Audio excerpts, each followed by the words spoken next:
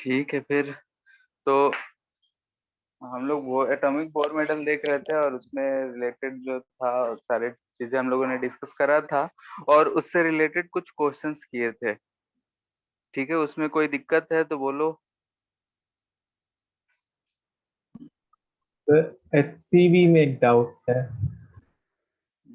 क्या? पेज 386 का question 46। Page कितना है? 386। 86।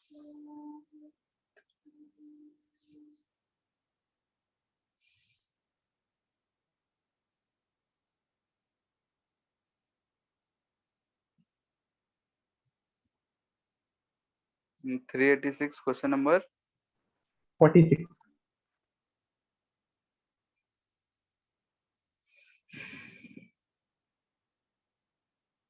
ठीक है, ये आज होगा 46।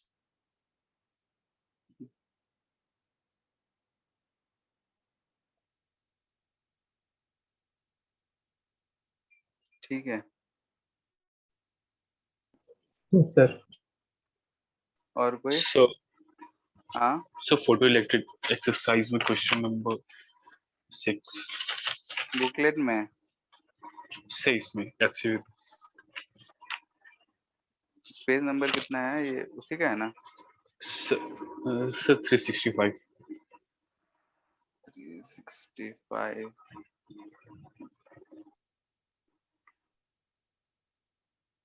हाँ, क्वेश्चन नंबर So 6।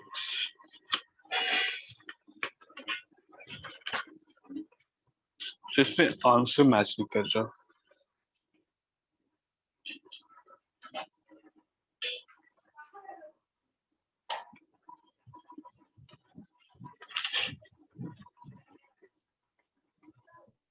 जो हम लोग लास्ट क्लास फोटो इलेक्ट्रिक का जो एंगल पे केसेस डिस्कस किए थे ना, उसी से हो जाएगा। Yes sir। उससे नहीं आ रहा है? No sir। बाकी लोग का आ गया है? हाँ, सर नहीं बना है। parallel light of length इतना is incident on the reflecting plane with the angle of incidence is 60 degree। इसमें और कुछ तो हमको दिख नहीं रहा है नया कुछ लगने का, वही फॉर्मूला बेस्ड क्वेश्चन ही है। So बस एक बार सॉल्व कर दीजिए ना। कैलकुलेट कराओगे? सर कैलकुलेशन इजी है, h का वैल्यू दिया कट जाएगा। on a totally reflecting plane mirror the angle of incidence जो है 60 डिग्री है and the number of photon is taking the per second इतना है। तो n दे रखा है।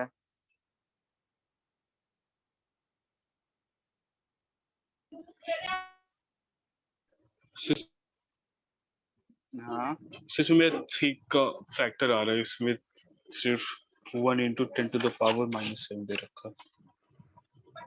8। तो मैं देख लेते 3। हैं।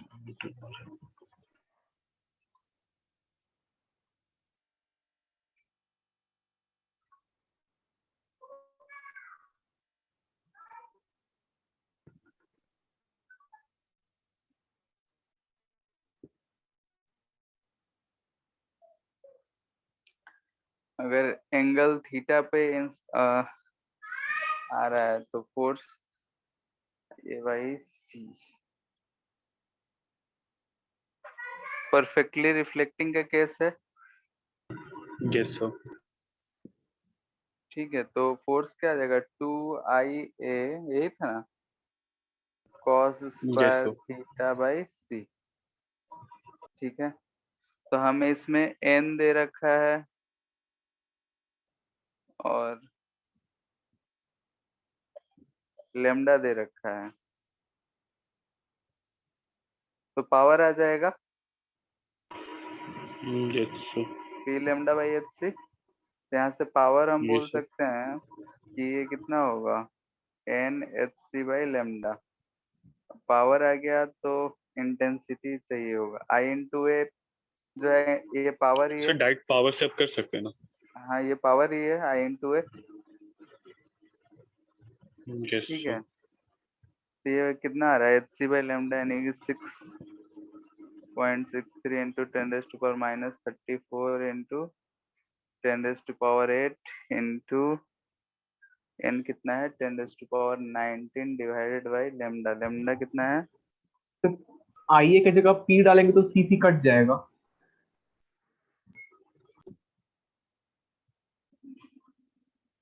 हाँ ये भी सही, रख ही लेते हैं एक बार, यानी कि 2 NHC by lambda C cos square theta. C से सी गया, अब वैल्यू पुट कर लो। एन जो है 10⁻19 दे रखा है, एच 6.63 इंटू 10⁻−34, नीचे आ जाएगा लेमडा 6.63 इंटू 10⁻, कितना कर सकते हैं, -7। -9 है, -7 हो जाएगा।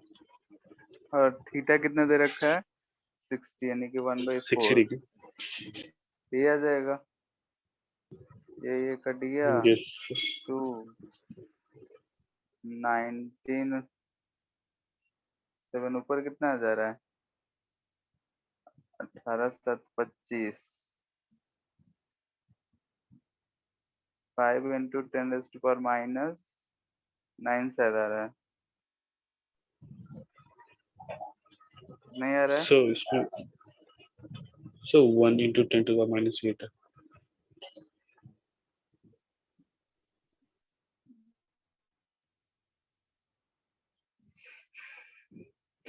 1 इंटू 10⁻, कहीं तो कुछ छोड़ नहीं रहे हैं।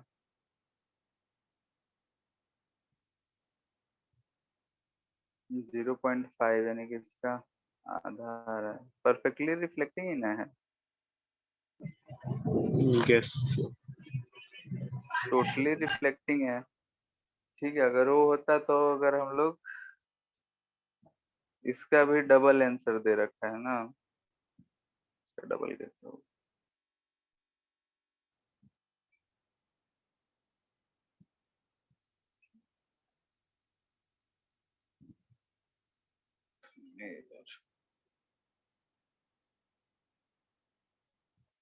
यही होना चाहिए। ठीक है,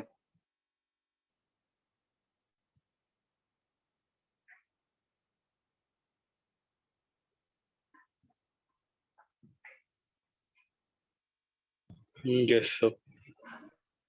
ठीक है।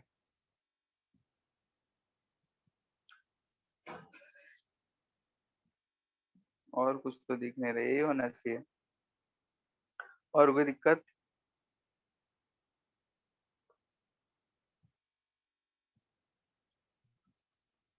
नहीं तो देखते हैं आगे। ठीक है, तो जो भी चैप्टर हो रहा है एचसी वर्मा साथ साथ कंप्लीट करते जाओ। और बुकलेट जो है सारा मिक्स दे रखा है, जो जो अलग दिया है उसे कर सकते हो, एक्सरसाइज 5 वाला।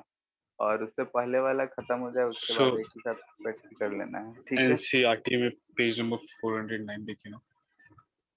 NCERT page number 409। 1 मिनट।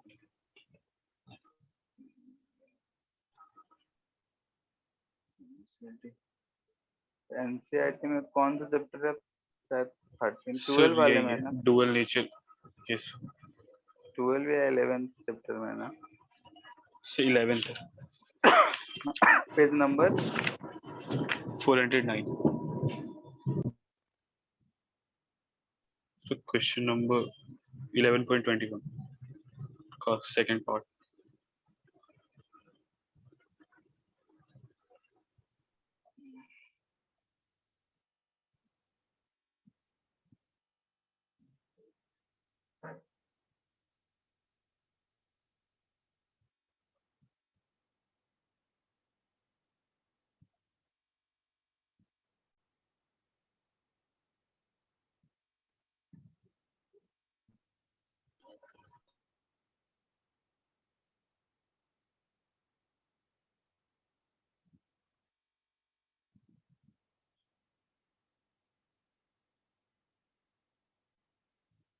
या मोनोइंजिटिंग इलेक्ट्रॉन। So उसका सेकंड पार्ट। ठीक है, जैसे सेकेंड पार्ट में बोल रहा है बीम ऑफ इलेक्ट्रॉन्स है, तो बीम ऑफ इलेक्ट्रॉन्स अगर जा रहा है तो वो करंट की तरह हम लोग ट्रीट करेंगे। ठीक है, एक इलेक्ट्रॉन एक चार्ज यस सर। पार्टिकल तो है नहीं पूरा, तो करंट की तरह ट्रीट करेंगे। तो करंट में जैसा कि फॉर्मूला लगाते हैं वो हम लगाएंगे। ठीक है, तो उसमें डिफ्लेक्शन होगा, तो हर पार्टिकल का जो है सेम पाथ फॉलो करे ऐसा जरूरी नहीं है, इसलिए बोल रहा है कैसे मॉडिफाई कर सकते हैं। तो उसका इलेक्ट्रॉन बीम है, इतना से हम उसे एक्सेलरेट कर रहे हैं।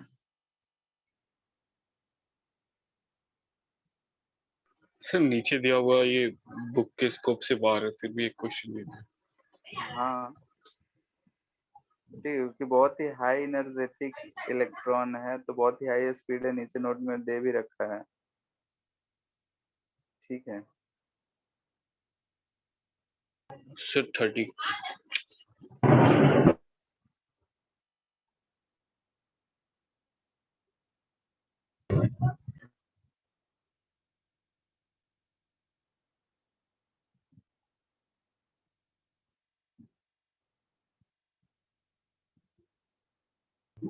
तो जो पिछला क्वेश्चन था HCV वाला, उसमें P equals to I A cos theta होगा ना?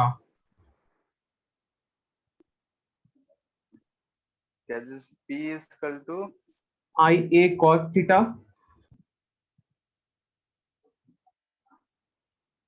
एंगल पे था, तो पावर तो सोर्स का था ना, तो इंटेंसिटी अगर हम ले रहे हैं। अच्छा हाँ ठीक है, क्वेश्चन में क्या दे रखा था, नंबर दिया है और क्या दिया है, सर लेमडा। लेमडा दिया था।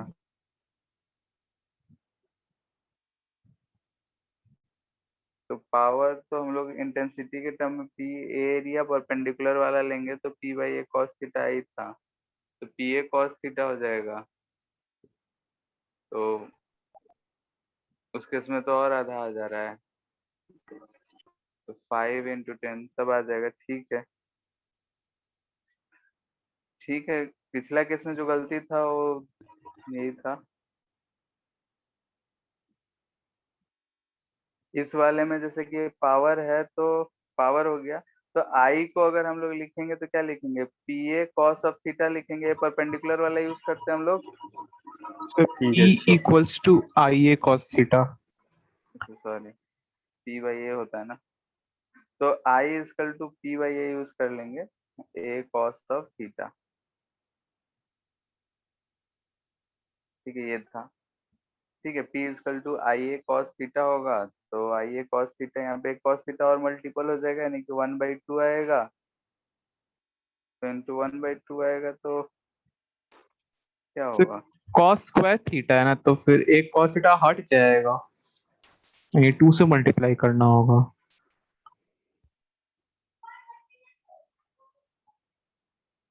आई, हाँ ये is equal to P by cos theta. ठीक है, तो यहाँ कॉस स्क्वायर थीटा तो एक हट जाएगा, ये क्या कर रहे हैं, तो यहाँ पे 4 की जगह 2 रहेगा, 2 2 कैंसिल, तो ये कितना रहेगा 10, यानी कि वही 10⁻⁻8 न्यूटन आ जाएगा। ठीक है, यहाँ पे यही गलती कर रहे थे कि I equal to P A direct ले रहे थे, आई ए कॉस थीटा होगा। ठीक है, yes sir.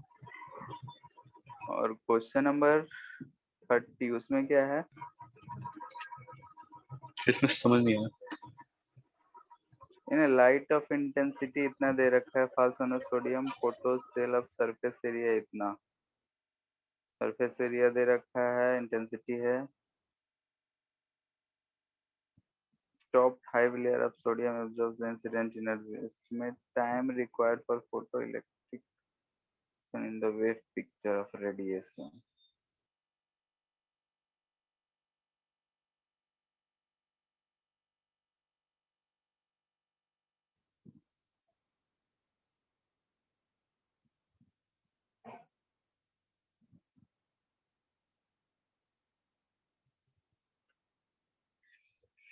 Light of intensity इतना fast, top 5 layer of sodium absorbs, ये क्या करना चाह रहा है?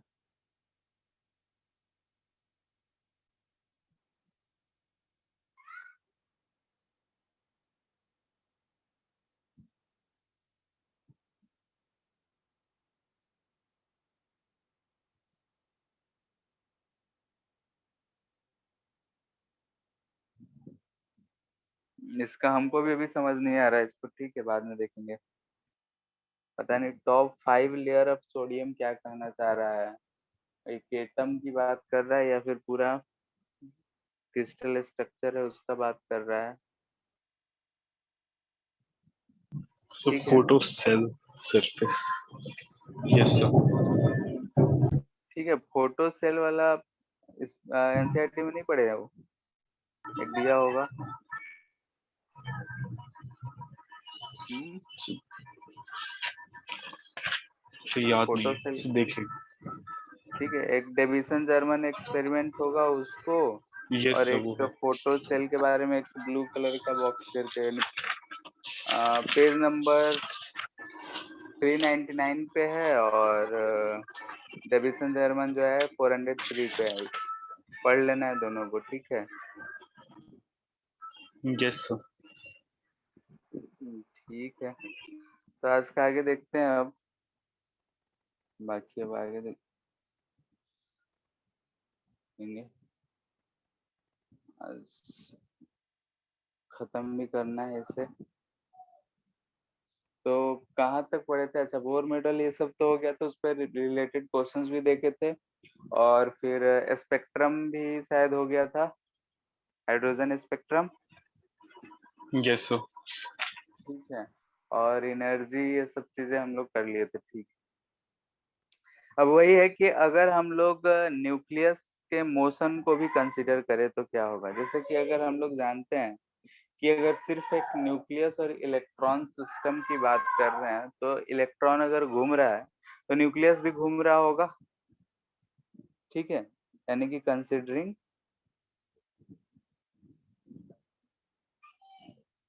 मोशन ऑफ न्यूक्लियस, ठीक है, न्यूक्लियस के मोशन को भी अगर हम कंसीडर करते हैं तो क्या इफेक्ट होगा। जैसे कि अगर हम लोग से बोला जाए कि ये हमारा न्यूक्लियस है और यहाँ पे एक इलेक्ट्रॉन, ये इलेक्ट्रॉन जो है ये भी घूम रहा होगा और न्यूक्लियस ये भी घूम रहा है। तो अगर ये दोनों फ्री टू रोटेट है, दोनों पे हमें दिख रहा है कि फोर्सेस लग रहे हैं, तो ये किसके अबाउट रोटेट करेगा? सेंटर ऑफ मास के अबाउट, यस बोलो। सर। ठीक है, ये जो है मान लेते हैं कि यहाँ पे सेंटर ऑफ मास है, इसके अबाउट में सर ये आवाज रोटेट कट रहा करेगा। लो, कट ही यस रहा सर, है अभी भी, सब ठीक है। ठीक है। तो यहाँ पे हम लोग देख रहे हैं कि अगर एक न्यूक्लियस है, न्यूक्लियस जो है सेंटर ऑफ मास के अबाउट में रोटेट करेगा, ठीक है, एक इलेक्ट्रॉन है, दोनों अगर फ्री टू रोटेट है तो दोनों अपने सेंटर ऑफ मास के अबाउट में रोटेट करेगा। अब एक्चुअली में होता क्या है कि न्यूक्लियस को हम लोग हैवी मानते हैं एज कम्पेयर टू इलेक्ट्रॉन, और उस केस में हम लोग बोलते हैं कि सेंटर ऑफ मास जो है वो न्यूक्लियस के अंदर ही लाई कर जाता है। तो हम सिर्फ इलेक्ट्रॉन के ही मोशन को कंसिडर करके अभी तक जो केसेस था वो सब हम लोग डिस्कस कर रहे थे, ठीक है। तो हम लोग यहाँ पे बोल रहे हैं कि any particle is free to rotate,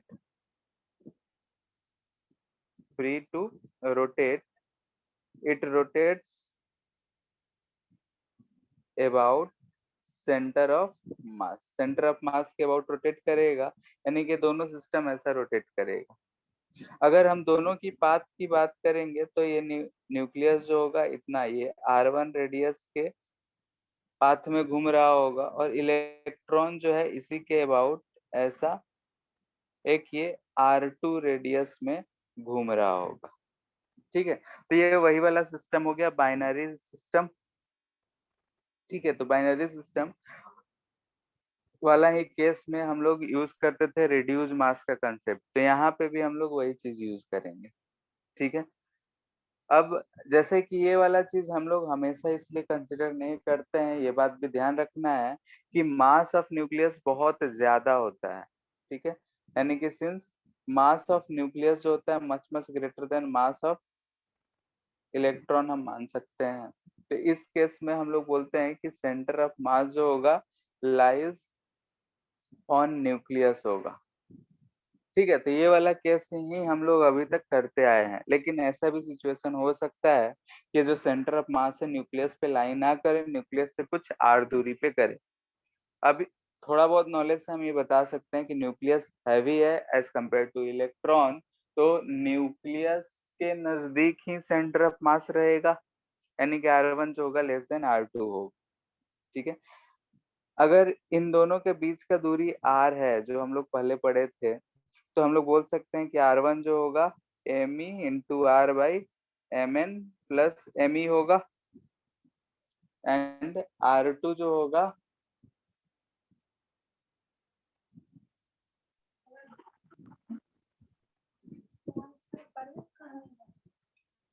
R2 जो होगा वो कितना होगा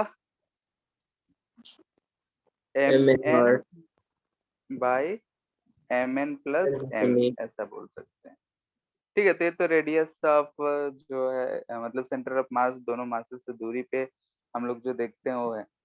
लेकिन ये चीज हम लोग पहले से जानते हैं कि इन सच केसेस वी एज्यूम,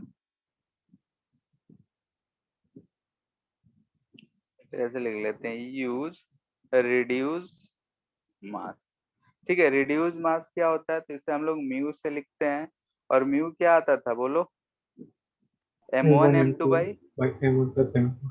हाँ तो यहाँ पे दोनों है तो इसके लिए M है E by Mn plus Me हम लोग यूज कर सकते हैं, ठीक है। ग्रेविटेशन का ही कंसेप्ट है बाइनरी स्टार सिस्टम में जो था वहीं से, तो वही चीज हम लोग डायरेक्ट यूज कर रहे हैं यहाँ पे कि म्यू जो है ये कंसेप्ट हम लोग यूज करेंगे, ठीक है। तो इस केस में हम लोग क्या करते हैं कि हम बोलते हैं कि यहाँ पे हमारा जो है एक पार्टिकल है, यानी कि एक्सिस ऑफ रोटेशन हम मान लेते हैं, इस एक्सिस के अबाउट जो है ये पूरा का पूरा पार्टिकल जो है वो रोटेट कर रहा है, ठीक है।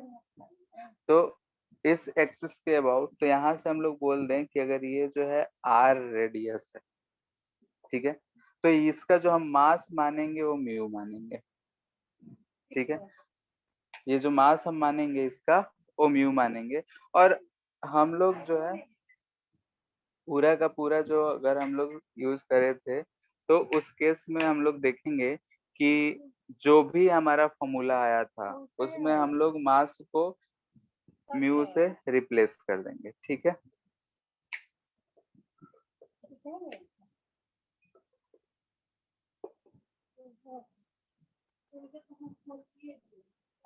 एक मिनट रुकना।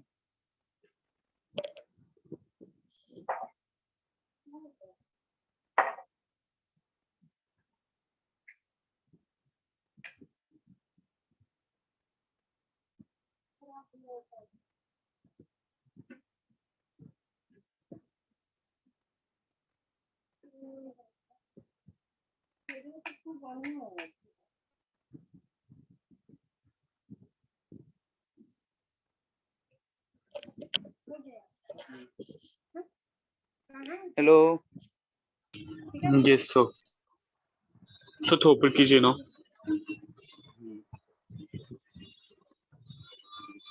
स्टार्टिंग।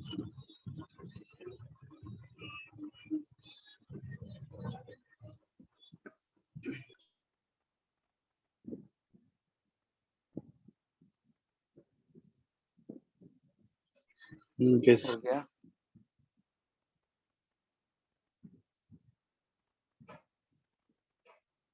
ठीक है। तो ऐसे केसेस में हम लोग रिड्यूस मास बोलेंगे, और बोलेंगे कि जहां जहां जो भी फॉर्मूला हम लोग डिराइव करे थे, जहां जहां मास था वहां वहां हम लोग म्यू यूज करेंगे, ठीक है। तो जैसे कि हम लोग R जो लिखे थे RN, ये क्या लिखे थे, तो N square H square upon 4 pi square K Z E square into mass of E आया था, ठीक है, यानी कि अगर हम मास के रिस्पेक्ट में देखे थे तो Rn जो था inversely proportional to mass of electron था। तो अब जो है इस मास की जगह हम लोग रिप्लेस करके क्या कर लेंगे, क्या यूज करेंगे, म्यू। ठीक है, यानी कि जिस जिस फॉर्मूले में हम लोग पढ़े हैं वहां वहां पे मास को हम म्यू से देखेंगे। तो बहुत सा छोटा सा रिलेशन है कि जो भी हम लोग पहले पढ़े थे उसमें इसीलिए हम पहले बोले थे कि मास और चार्ज इन दोनों का भी रिलेशन साइड में अपना लिख के ध्यान में रखना है, क्योंकि कभी कभी इलेक्ट्रॉन की जगह अगर हाइपोथेटिकल कुछ दे दिया कि हाँ भाई इतना चार्ज रोटेट कर रहा है, तो उस केस में क्या करेंगे, तो वहां पे चार्ज वाला और मास वाला, बाकी को हम चेंज नहीं करते हैं। के जो है कांस्टेंट है, 4 पाई कांस्टेंट ही है, एच कांस्टेंट ही है, जो भी चेंज होगा एन जेड क्यू और एम, मोस्टली जो है ई और मास ऑफ इलेक्ट्रॉन भी जो हम लोग अब तक केसेस करे उसके लिए कांस्टेंट था। लेकिन अगर ऐसा सिचुएशन हुआ तो मास यहाँ पे दिख रहा है कि हम लोग को चेंज करना पड़ रहा है। ठीक है, मोस्टली जो है हमसे रेशियो का ही बात करता है, कैलकुलेशन हमसे नहीं कराया जाता है, तो इसलिए रेशियो को ध्यान में रखना है। तो यहाँ पे हम लोग बोल सकते हैं कि Rn जो है मास के रिस्पेक्ट में इतना है। ठीक है, तो अगर हमसे बोला जाए कि ये R क्या आएगा, यानी कि दिस इम्प्लाइज दैट कि अगर हम R की बात करें तो R को हम लोग क्या बोल सकते हैं, बाकी सब कुछ तो सेम है, Me को हम हटा के म्यू से रिप्लेस कर देंगे।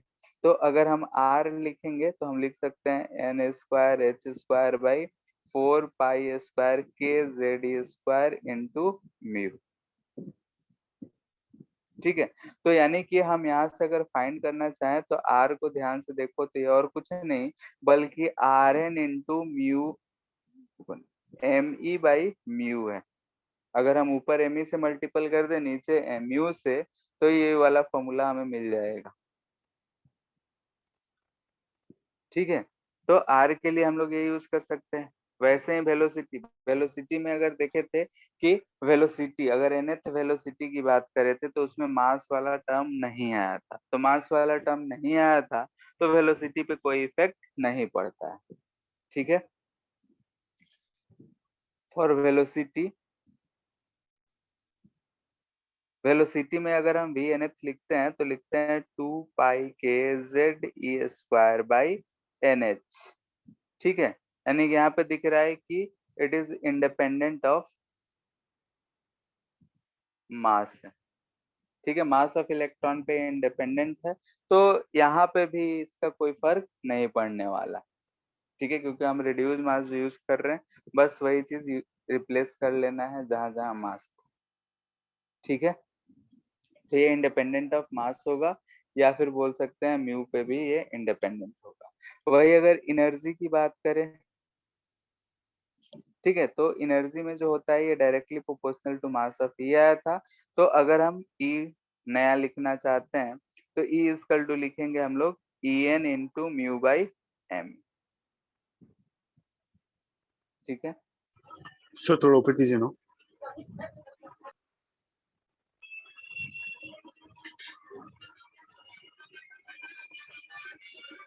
सर वो ऊपर वाले एक्सप्रेशन में सिर्फ म्यू रहेगा। कहाँ पे, आर इज इक्वल सबसे पहले कुछ इसमें, ये हाँ तो जैसे ये तो आर का हम वैल्यू लिख रहे हैं ना, तो यहाँ पे हम बोले तो एम ई को किससे रिप्लेस कर देना है, म्यू से। अब हम इसके टर्म में लिखना चाह रहे हैं तो उसके टर्म में लिखने के लिए देखो आर एन लिखे हैं, तो आर एन में अगर हम मल्टीपल कर रहे हैं तो एम ई कट यस जाएगा, ऊपर वाला ही टर्म मिलेगा। Yes sir. ठीक है, तो ये छोटा सा एक कंसेप्ट है, इस चीज को ध्यान में रखना है कि अगर कभी ऐसा सिचुएशन आता है तो ये चीज करना पड़ेगा हम। ठीक है, कि मास पे कैसे डिपेंड करता है, जैसे कि मोस्टली जो क्वेश्चंस हमें इस पे मिलेंगे वो थ्योरेटिकल ही मिलते हैं। ठीक है,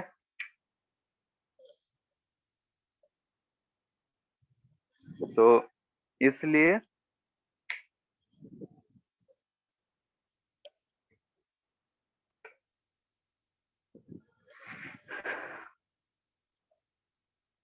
इस चीज का ध्यान रखना है कि मास पे कैसे क्या करेंगे।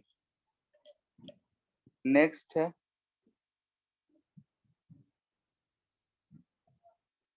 Atomic collision.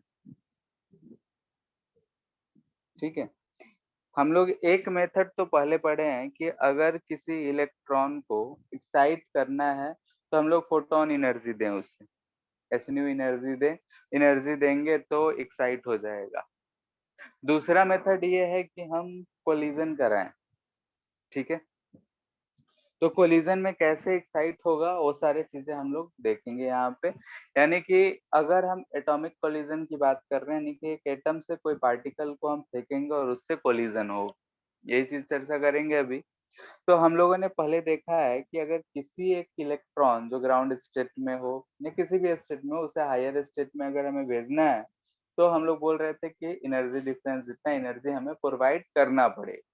तो वो एनर्जी हम लोगों ने पहले केस में डिस्कस किया कि एच न्यू यानी कि फोटोन एनर्जी के तौर पे हमने प्रोवाइड कर दिया। लेकिन अगर हम लोग कोलिजन कराना चाहे तो क्या होगा? तो कोलिजन में भी हम एटम से कोलिजन कराना चाह रहे हैं तो एक पत्थर उठा के नहीं मारेंगे, छोटे से पार्टिकल को ही हम फेंकते हैं। तो मोस्टली हमें न्यूट्रॉन लेते हैं क्योंकि न्यूट्रल पार्टिकल है, तो उस चीज का हम केस डिस्कस करते हैं। तो जैसे कि अगर हम मान लें कि ये हमारा न्यूट्रॉन है, न्यूट्रॉन है और यहाँ पे हाइड्रोजन एटम है। ठीक है, हाइड्रोजन एटम को हम रेस्ट पे माने हैं और इससे हम इधर कोई स्पीड v से फेंक दिए, v नॉट ले लेते, v नॉट स्पीड से हम इसको इधर फेंक दिए। न्यूट्रॉन और प्रोटॉन, न्यूट्रॉन और ये हाइड्रोजन दोनों का मास जो है लगभग सेम ही रहता है, तो हम लोग m ही मास हम इसे एज्यूम कर लेते। दोनों का जो मास है वो हम लगभग m ही बोल रहे हैं, इसका भी मास m ही, इसका भी मास m ही, क्योंकि न्यूट्रॉन का और प्रोटॉन का मास जो लगभग सेम ही होता है, इसलिए हम ये चीज मान सकते हैं। अब ये न्यूट्रॉन जो है जाके हाइड्रोजन से कोलाइड करेगा। ठीक है, तो कोलिजन हम लोग जानते हैं कि परफेक्टली इलास्टिक हो सकता है, इनइलास्टिक हो सकता है, यानी कि डिफरेंट केसेस हो सकते हैं। ठीक है, तो अगर हम बोले कि कोलिजन जो है इलास्टिक है, यानी कि अगर हम बोले कि इलास्टिक कोलिजन है तो क्या होगा, बता सकते हो? सेम स्पीड एनर्जी पे अब वापस दोनों आएगा। कंजर्व रहेगा। ठीक है, इस केस में क्या होगा कि कोलिजन के बाद जो न्यूट्रॉन है ये क्या होगा, रेस्ट में आ टेस्ट जाएगा करा दो। और हाइड्रोजन एटम जो है ये उसी स्पीड से आगे बढ़ता जाएगा। अगर मास सेम है तो स्पीड सेम मानेंगे, अगर हम कहे कि मास डिफरेंट मानना है तो हम लोग बोलेंगे कि इलास्टिक है यानी एनर्जी कंजर्व रहेगा, यानी कि सेम काइनेटिक एनर्जी से वो आगे बढ़ेगा। ऐसा ही बोल सकते हैं हम लोग, यानी कि यहाँ यस से सर। बोल रहे हैं इलास्टिक है तो इलास्टिक केस में नो लॉस इन एनर्जी होता है। ठीक है, एनर्जी में कोई लॉस नहीं होता है, तो हम बोलेंगे कि काइनेटिक एनर्जी ऑफ न्यूट्रॉन जो होगा वो काइनेटिक एनर्जी ऑफ जो ये इनिशियल है ये kinetic energy of hydrogen atom होगा फाइनल में। ठीक है, और चूंकि मास सेम है तो हम लोग बोल सकते हैं कि स्पीड सेम होगा, यानी कि पहले भी और बाद में भी। पहले न्यूट्रॉन सिर्फ मूव कर रहा था जिस स्पीड से, बाद में हाइड्रोजन एटम जो है v से चलेगा और ये रेस्ट पे आ जाएगा। क्योंकि हम लोग पढ़े थे पहले कि अगर इलास्टिक कोलिजन होता है, मासेस अगर सेम होते हैं तो अपना दोनों बॉडी जो है अपना वेलोसिटी को एक्सचेंज कर लेता है। तो यहाँ पे पहले हाइड्रोजन रेस्ट में था, न्यूट्रॉन जो है v नॉट स्पीड से मूव कर रहा था, तो हाइड्रोजन जो है अब v नॉट स्पीड से मूव करने लगेगा, यानी कि उसके पास उतना काइनेटिक एनर्जी आ जाएगा। ऐसा सिचुएशन होगा, और इस केस में ऐसा सिचुएशन है तो कोई फर्क नहीं पड़ता।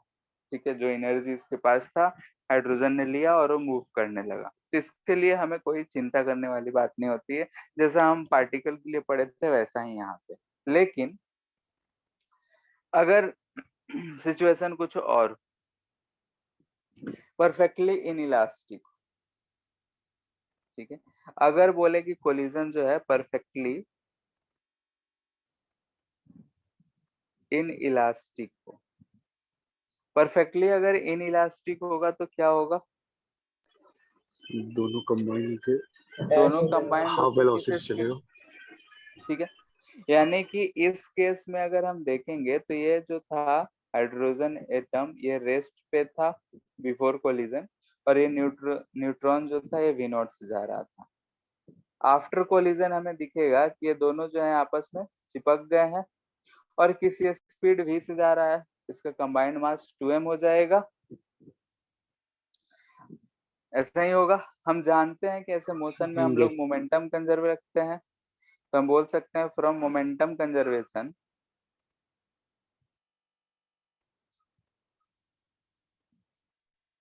mv नॉट जो होगा 2mv के बराबर होगा, तो यहाँ से हम v को पता कर सकते हैं कि v नॉट बाई 2 होगा।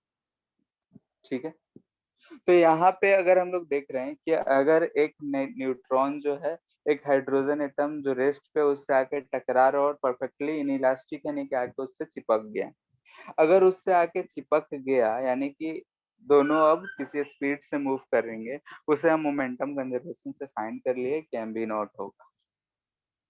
अब यहाँ एनर्जी की बात करें तो एनर्जी क्या कंजर्व रहता है, इसमें नहीं रहता है, नहीं. इनइलास्टिक में नहीं रहता है। तो यहाँ से अगर हम देखें तो ई इनिशियल बोल सकते हैं कि half M B not square है, एंड एनर्जी फाइनल जो है ये हम बोल सकते हैं कितना, दोनों साथ साथ जा रहा है, one by MV two not into square. Two M into V not by two का स्क्वायर, यानी कि M V not square by 4 आ रहा है, जिसे हम बोल सकते हैं ई Yes. इनिशियल बाई 2 है। ठीक है, यानी कि यहाँ पे हमें दिख रहा है कि कुछ एनर्जी जो है लॉस हो गया, यानी कि डेल्टा ई अगर हम लिखते हैं तो डेल्टा ई हमें मिलेगा 1/2 m वी नॉट स्क्वायर, ई आई है लास्ट में आधा बच रहा है तो नहीं 4 रहेगा, यानी कि ये हमें मिल रहा है कि ई आई बाई 2। तो यहाँ से हमें क्या दिख रहा है कि half of energy is lost. ठीक है, आधा एनर्जी क्या हो गया है, खत्म हो गया है। तो एनर्जी कहाँ गया है, हीट लॉस। ठीक है, यहाँ पे ये चीज नहीं बोलेंगे। ठीक है, तो इस चीज को नोट करके याद रखना है कि हम एटॉमिक कोलिजन की बात कर रहे हैं, और एटम जब बस कोलाइड करते हैं साउंड. तो हीट। हाँ, तो ये बस साउंड में भी एनर्जी जाता है क्या? बहुत ही, हम कहाँ गिरने की बात कर रहे हैं, ये एनर्जी बहुत हाई होगा, स्पीड उतना ज्यादा रहता है तो एनर्जी रहता है, देखते कहाँ जाएगा। पहले तो ये चीज ध्यान में रखना है कि नो एनर्जी, क्योंकि हम एटॉमिक लेवल की बात कर रहे हैं, बाकी को हम बोलते थे तो कोलिजन से हम बोलते थे कि हीट प्रोड्यूस हो जा रहा है, लेकिन यहाँ वो दोनों खुद आपस में ही टकरा रहे हैं, अब वो उसका कोलिजन कहाँ होगा। No energy can be lost as heat because here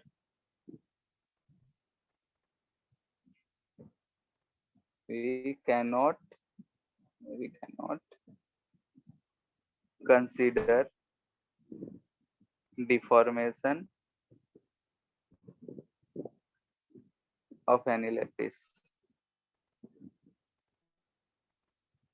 यहाँ पे हम दो एटम्स की बात कर रहे हैं, दो पार्टिकल्स की बात कर रहे हैं, कि एक एटम है उसमें एक छोटा सा पार्टिकल है, उसकी हम कोलिजन का बात कर रहे हैं, तो इस केस में हम बोल सकते हैं कि कोई डिफॉर्मेशन ये सब नहीं होगा, क्योंकि हम लोग स्मॉलेस्ट पार्टिकल की लगभग बात कर रहे हैं।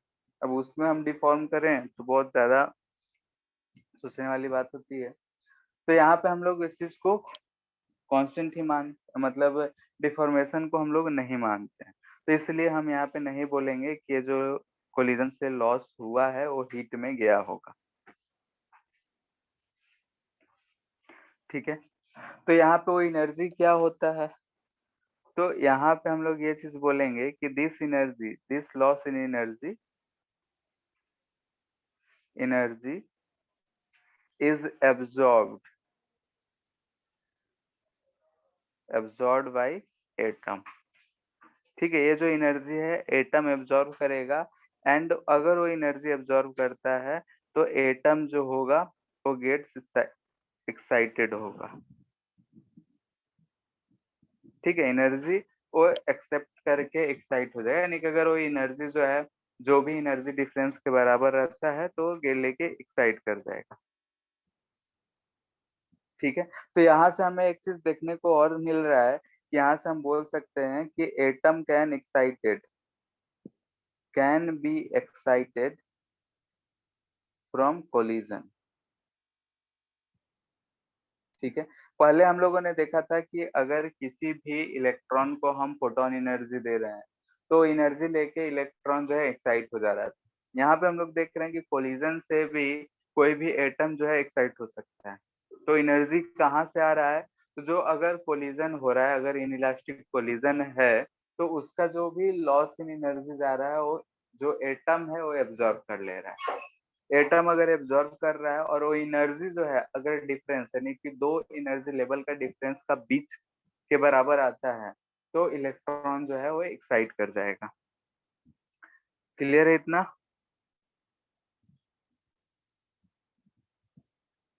इतना में किसी को कोई दिक्कत कंफ्यूजन तो पूछो। सर सारे केस हाँ में तो वो जो एनर्जी लेवल के बीच का डिफरेंस का एनर्जी नहीं मिलेगा, तो उस केस में क्या होगा? हाँ आते हैं उस पे भी।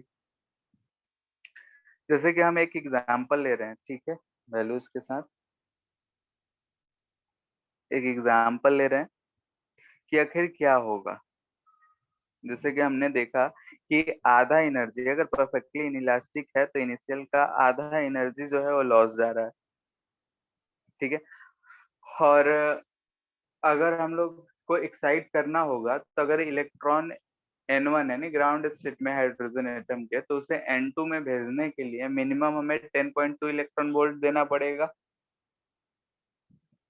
Yes sir. ठीक है, जैसे उससे ज्यादा होगा, अगर N1 से अगर हम उससे एनाइज करना चाहते हो तो -13.6 इलेक्ट्रॉन वोल्ट एनर्जी हमें देना पड़ेगा। ठीक है,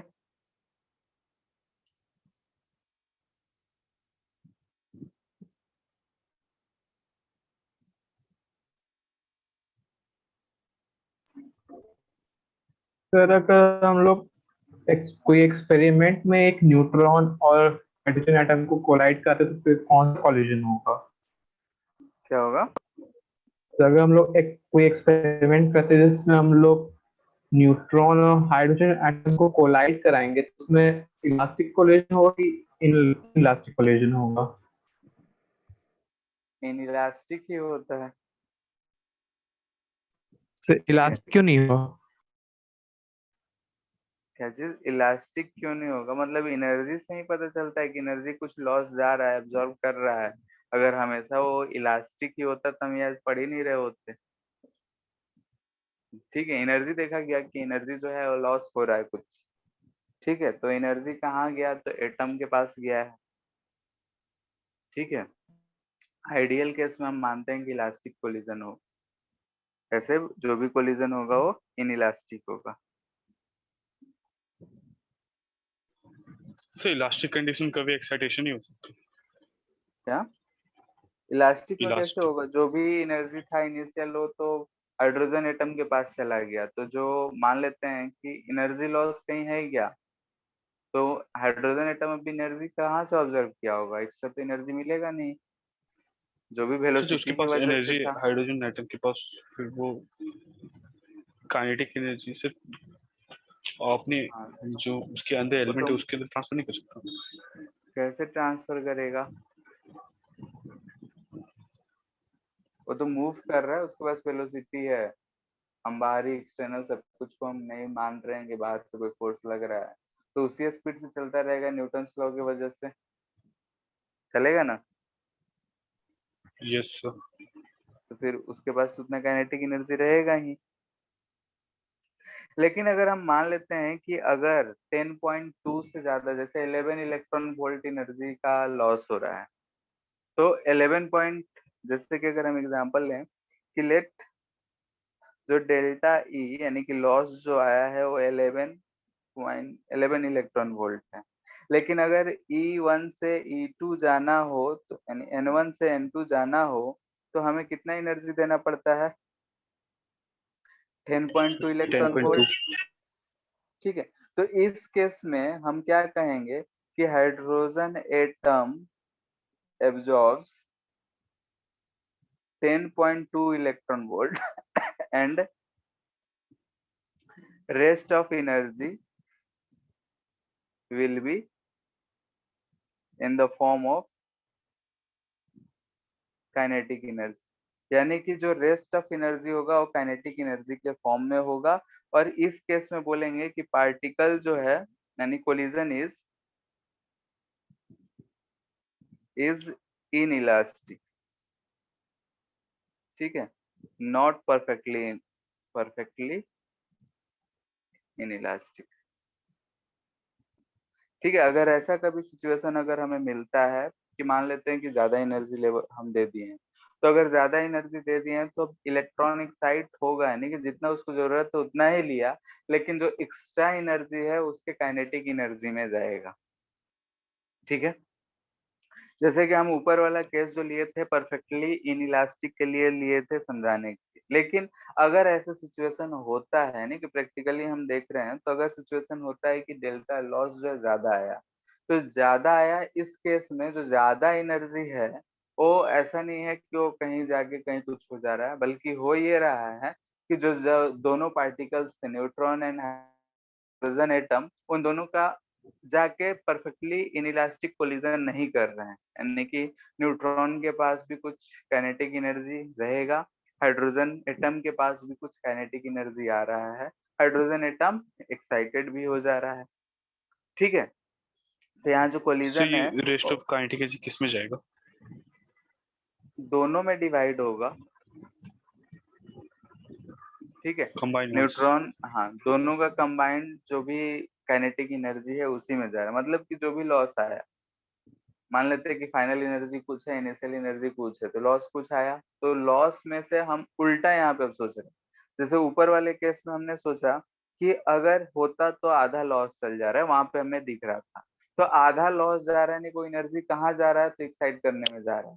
यहाँ पे हम सोच रहे हैं कि मान लेते हैं कि लॉस इतना गया है, तो हमें तो इतना ही का जरूरत था, तो इस केस में ये जो कोलिजन होगा ये परफेक्टली इनइलास्टिक नहीं कहेंगे, क्या कहेंगे कि इट इज इनइलास्टिक कोलिजन, ठीक है। जैसे कि एक वैल्यू लेके हम सब कुछ सॉल्व करेंगे।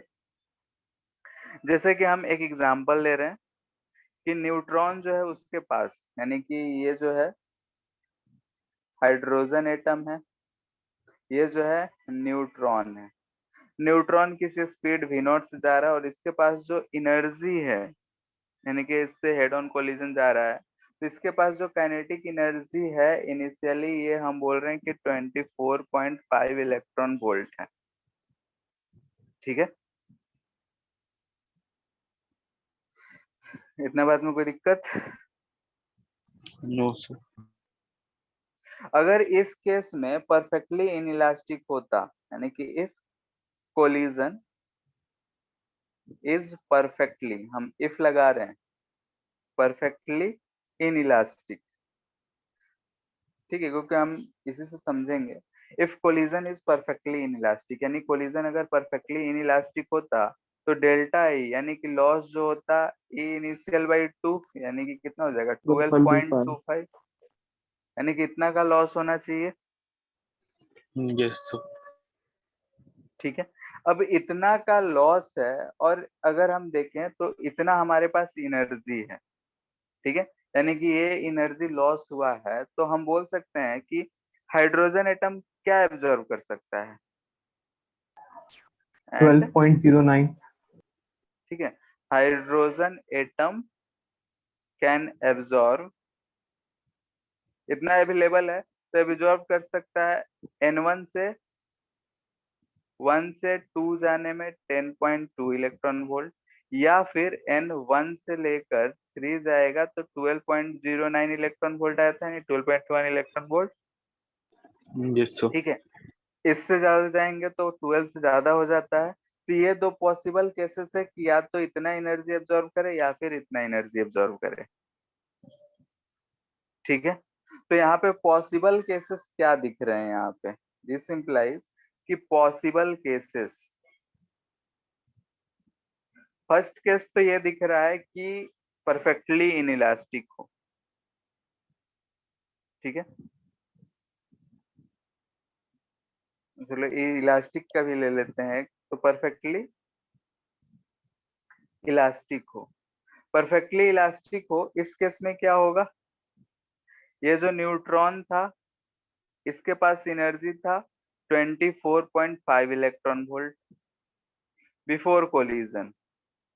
ठीक है, आफ्टर कोलिजन अगर हम बात करेंगे तो आफ्टर कोलिजन ये जो न्यूट्रॉन है ये हमें क्या मिलेगा, रेस्ट में। और रेस्ट। ये जो हाइड्रोजन एटम है ये कितने एनर्जी से चला जाएगा, इसके पास जो एनर्जी होगा ये 24.5 इलेक्ट्रॉन वोल्ट, इतना एनर्जी से ये चलता रहेगा।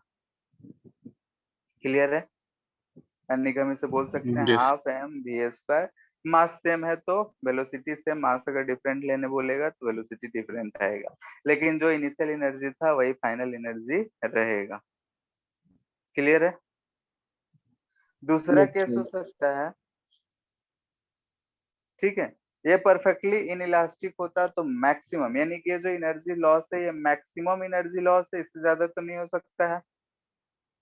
ठीक है, तो ये सिचुएशन हो, इस केस वाला ये जरूरी नहीं है। तो होने के सिचुएशंस क्या है, तो तीन केसेस हम लोग डिस्कस कर रहे हैं। पहला, अगर परफेक्टली इलास्टिक होता तो ये सिचुएशन होता।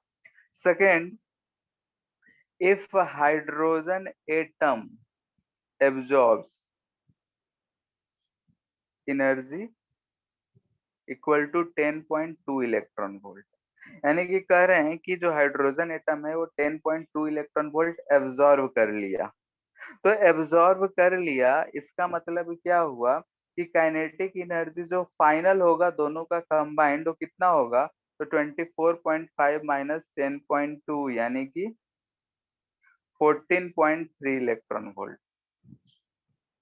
ठीक है, यानी कि ये क्या कहना यस। चाह रहा है कि फाइनली जो काइनेटिक एनर्जी दोनों का बच रहा है वो इतना होगा। फाइनल में क्या है हमें, तो एक न्यूट्रॉन है जो किसी v1 स्पीड से चल रहा होगा, एक हाइड्रोजन एटम है, अब ये क्या होगा, एक्साइटेड है। ठीक है, एक्साइटेड हाइड्रोजन एटम है, किसी स्पीड v2 से चल रहा होगा।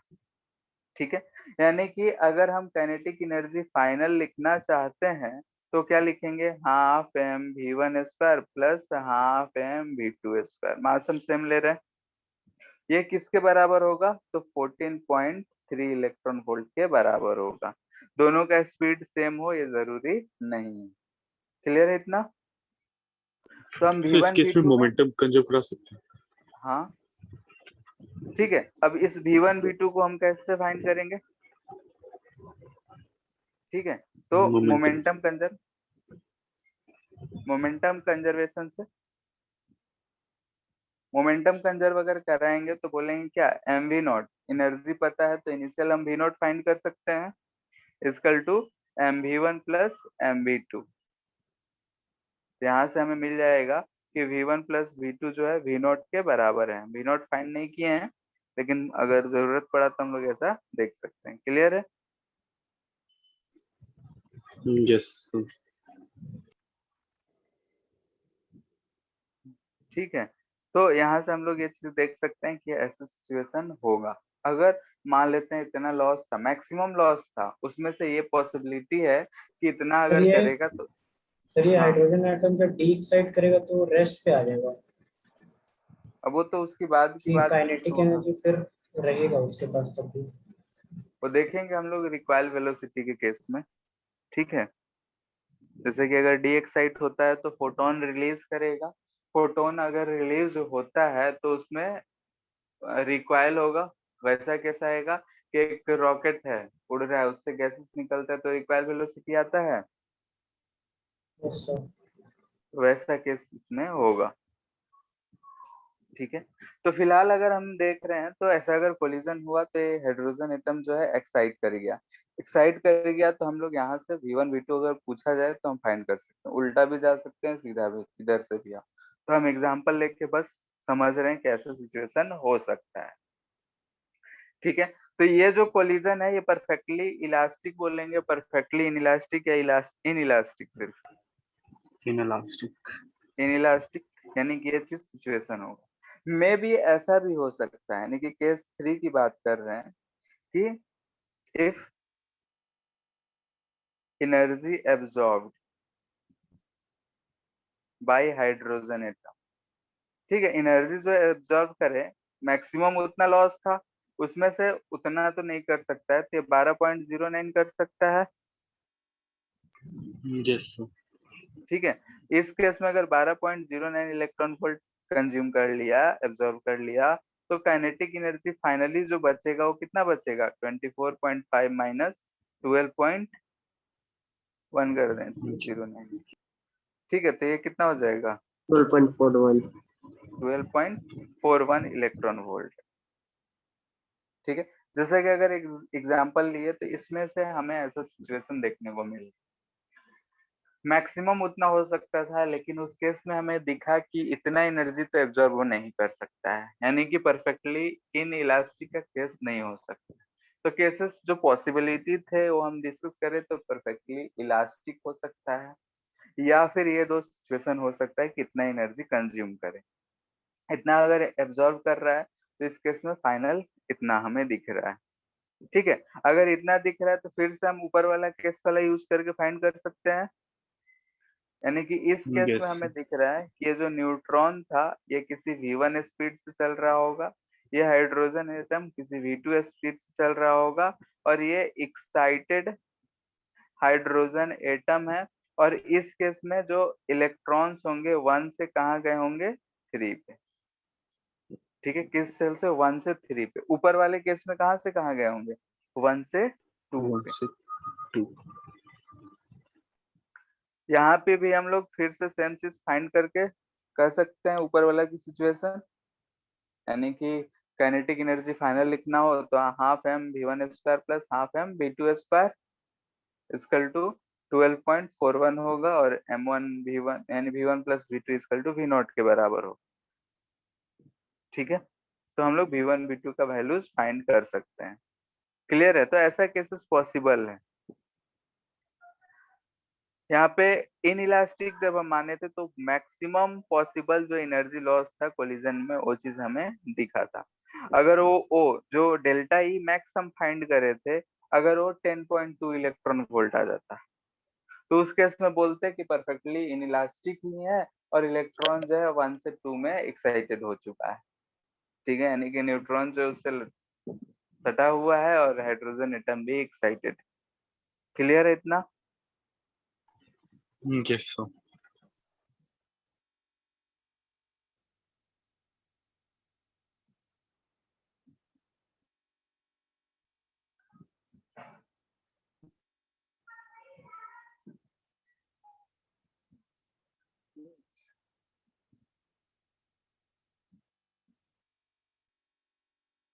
ठीक है, क्वेश्चन करते हैं इसी पे बेस्ड। सर अगर हाँ, परफेक्टली इलास्टिक रहा तो उसमें हम लोग एनर्जी लॉस इस कैसे फाइंड जो करेंगे? परफेक्टली इन इलास्टिक रहा, सॉरी, हाँ इलास्टिक रहा तो इन इलास्टिक से ही तो शुरू किए थे हम लोग। सो तो फाइनली ये वो जो इलास्टिक हो गया ना? हाँ, तो वही तो बोल रहे हैं कि ये जो एनर्जी आया ये मैक्सिमम आया। अगर ये एनर्जी 10.2 इलेक्ट्रॉन वोल्ट होता तो हम क्या करते हैं, इन इलास्टिक वाला केस नहीं होता, यही वाला केस होता कि जो भी एनर्जी एब्जॉर्ब है वो क्या आ जाए, हाइड्रोजन एटम को एक्साइट कर रहा है, तो काइनेटिक एनर्जी जो होगा क्या होगा, दोनों रेस्ट पे ही रहेगा और हाइड्रोजन एटम एक्साइट हो जाएगा। Yes sir.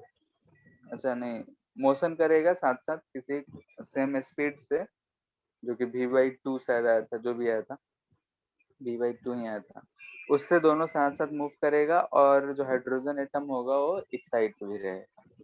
ठीक है, लेकिन यहाँ पे अगर बोल रहे हैं ये पार्टिकुलर सिचुएशन के लिए, यानी कि जो हम इनिशियल एनर्जी ले रखे हैं इसके ऊपर हम बोल रहे हैं। ठीक है, अगर यही एनर्जी हम बोलते हैं कि 20.4 रहता तो इसका आधा लॉस जा रहा होता। क्लियर है?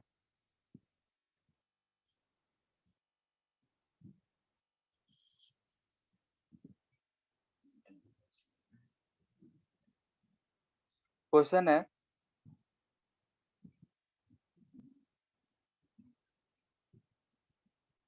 a hydrogen atom Hmm. moves with velocity u makes an head-on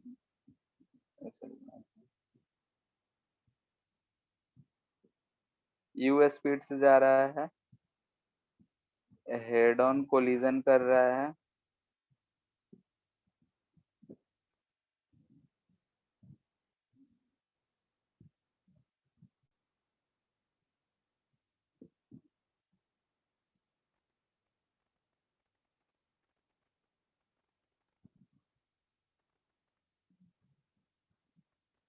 question नहीं आधा लग रहा है।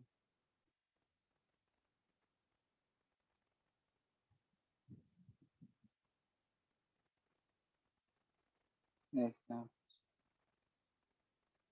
न्यूट्रॉन है, ठीक है, you head on in elastic collision है।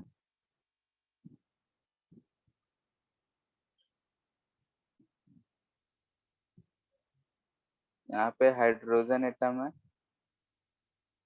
इन ग्राउंड स्टेट, ठीक है, और कह रहा है before collision it is in ground, what is the minimum value of you.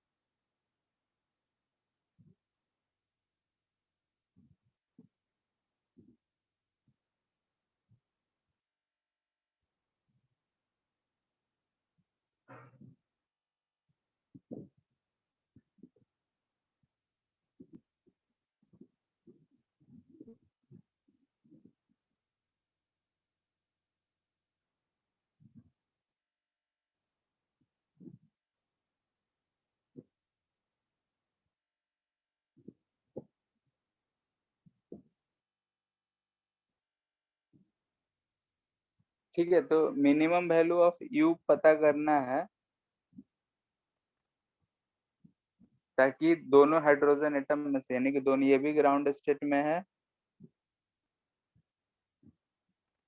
कोई एक मिनिमम एक्साइटेशन एनर्जी लेवल में पहुंच जाए।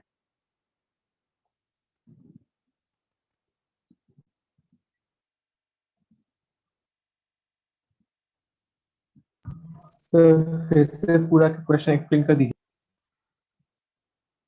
क्वेश्चन ये है कि एक हाइड्रोजन एटम है, तो यू स्पीड से मूव कर रहा है और दूसरे हाइड्रोजन एटम से टकराता है, और कोलिजन जो है परफेक्टली इन इलास्टिक कोलिजन है, ठीक है।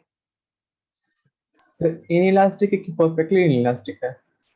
Perfectly in elastic, head on perfectly in elastic, ठीक है। अब कह रहा है minimum value of you, find the minimum value of you so that one of them is in minimum excitation energy।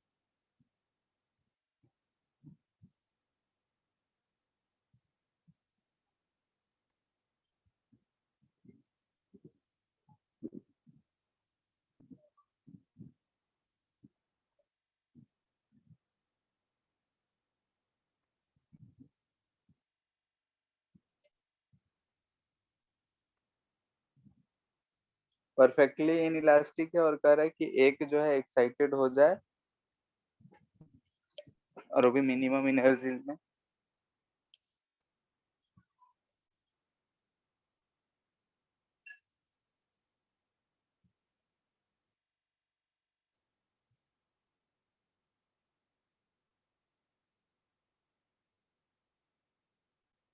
जो भी लॉस जाएगा वो किस में जाएगा?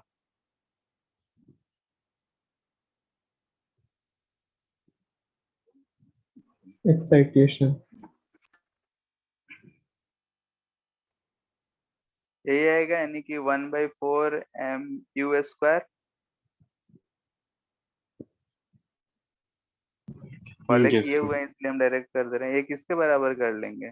एक्साइटेशन एनर्जी, यानी कि डेल्टा 10.2.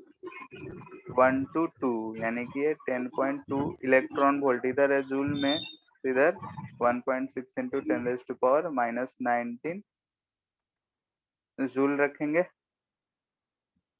yes, ठीक है, मास यूज करके यू हम लोग फाइंड कर सकते हैं।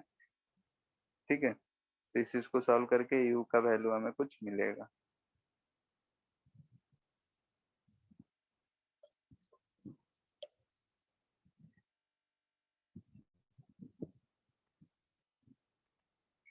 ठीक है, एक छोटा सा और टॉपिक है, उससे हम देख लेते हैं, रिक्वायरिंग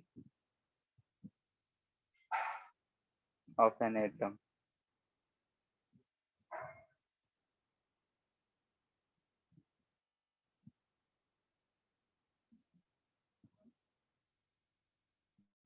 ठीक है, जैसे कि अगर हम मान रहे हैं कि यहाँ पे हाइड्रोजन एटम है हमारा। ठीक है, ये ग्राउंड स्टेट में है, hydrogen atom ground state rest मान लेते हैं।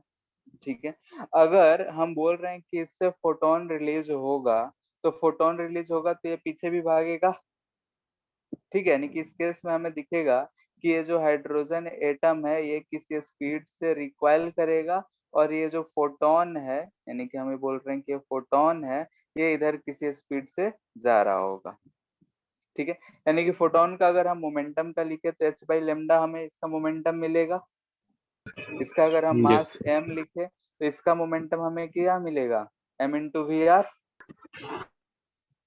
yes, sir. ठीक है, तो इसके लिए तो हम लोग ये जानते हैं कि 1/λ=RCH Z² 1/N1² - 1/N2² होता है ना, जिससे भी हो तो लेमडा हम फाइंड कर सकते हैं।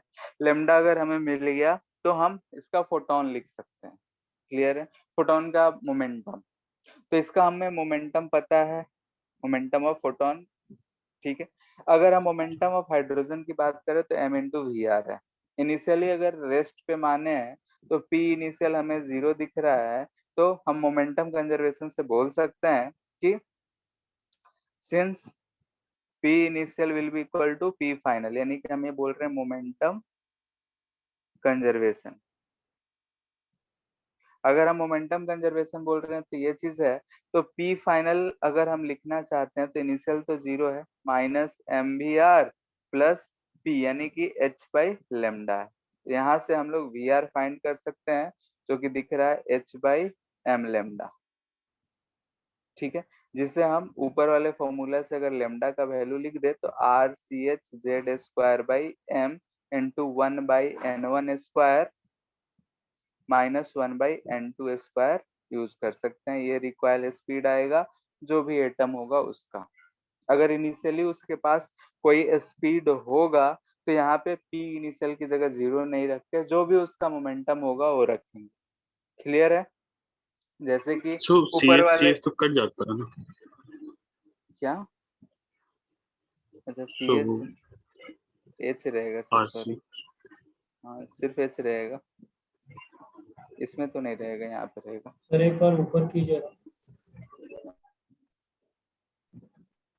और ओके, नो सर। ठीक है, लेमडा में आर रहेगा, यहाँ पे आर एच हो जाएगा। ठीक है, इतना बात क्लियर है।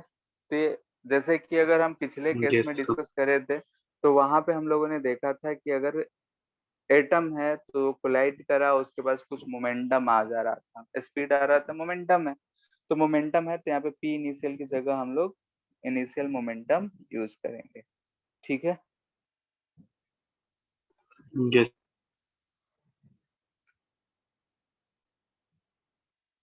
यहाँ पे हम लोगों ने देखा कि ये सारी चीजें हो रही हैं। ठीक है, तो ये जो हम लोग लास्ट में पढ़े कोलिजन या फिर ये जो रिक्वायल है, ये सब चीजें, तो ये सब चीज माइंड में रखना है। कोलिजन वाला जो प्रॉपर्टी कोलिजन में पढ़ रहे थे उसे भी ध्यान में रखना है। यहाँ पे कोलिजन में जब भी हीट लॉस का बात नहीं करना है, क्योंकि यहाँ पे हम एटॉमिक लेवल पे देख रहे हैं, तो वहाँ पे डिफॉर्मेशन इन लैटिस नहीं होता है, तो बोलते हैं कि वहाँ पे हम लोग हीट नहीं कंसिडर करेंगे। यहाँ पे जो लॉस ऑफ हीट जा रहा है वो एटम को एक्साइट करने में जा रहा है। एनर्जी अगर हम ज्यादा देंगे तो हो सकता है आयोनाइज भी हो जाए एटम। ठीक है, yes, तो sir. ठीक है, तो एटॉमिक स्ट्रक्चर में हमें इतना कुछ पढ़ना है, तो इस चीज को एक बार पढ़ लेना है, और जो एचसी वर्मा है उसे कंप्लीट करो, और बुकलेट में एक्सरसाइज 5 में जो भी होगा एटॉमिक स्ट्रक्चर के लिए, एटॉमिक फिजिक्स के लिए, उसे खत्म कर लेना है। ठीक है, ठीक है, फिर बैटरी भी डिस्चार्ज हो गया है। Thank you sir. Thank you Thank you, sir.